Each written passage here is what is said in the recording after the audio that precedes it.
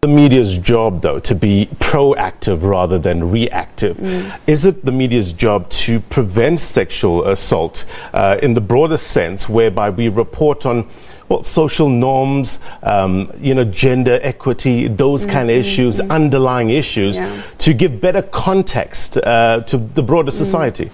Absolutely. I think that, also leading on from the previous question, I think the media can do a lot better in terms of informing, educating, creating awareness around the issues. I mean, just referring back to the dross rape, I mean, on the latest statistics have been about 64 sexual harassment cases, minors, children, every single day.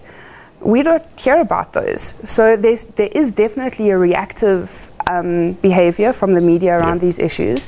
And even with the reaction, there isn't enough information, there isn't enough context and education around it. A lot of the coverage that we've seen in the past incidents has been, how to report on the issue, and dealing with how to report and dealing with anger, and not unpacking the actual, how did this happen? How did you, if you want to get into the bottom of the issue, look at the safety precautions around these restaurants that are supposedly child-friendly. There is a lot that media can do to better unpack these issues. So I think it can be more proactive than reactive. Journalists are humans. A lot of people don't think so, but we are. Do you think we get caught up in the story, the emotional side of it?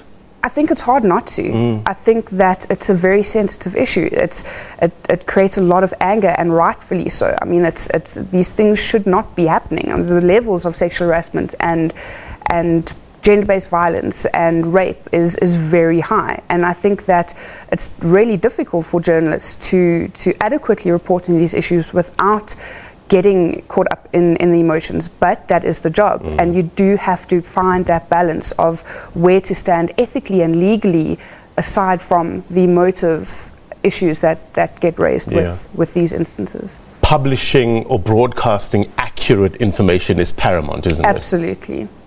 And are we doing that, though? From your assessment through a whole raft of reporting on sexual assault, are we getting it right the first time? I mean, I don't think so. I think that a lot of media are getting it better, but what I found interesting, again, with what we've seen come up over the last couple of days, is that media had to ask the questions. Media had to say, when do we get to name the victim? Not the victim, the suspect. Obviously, with it being the victim being a child, there are very clear legal implications around that. But often the identities of children do get indirectly, do come up indirectly when dealing with other sexual harassment cases. High public profile cases as well. Children end up getting identified, and again, it seems to be a lot better, but it's not as good as it could be. Just brief our viewers with regards to the legal implications when reporting deals with the child.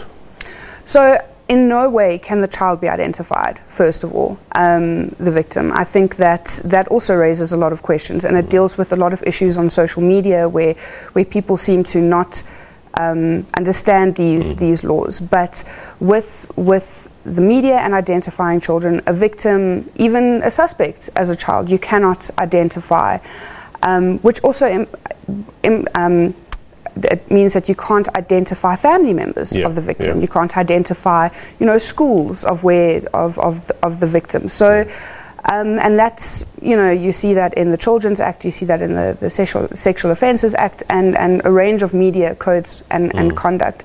But that also doesn't always happen because I think the emotion and the anger of these stories often get the better of us, and you go past those legal boundaries and end up indirectly, and sometimes not purposefully either, but mistakenly identify the people who shouldn't be. Yeah, just reporting on the actual incident is not good enough, isn't it? We need to be reporting on the social consequence of sexual assault, isn't it? Absolutely.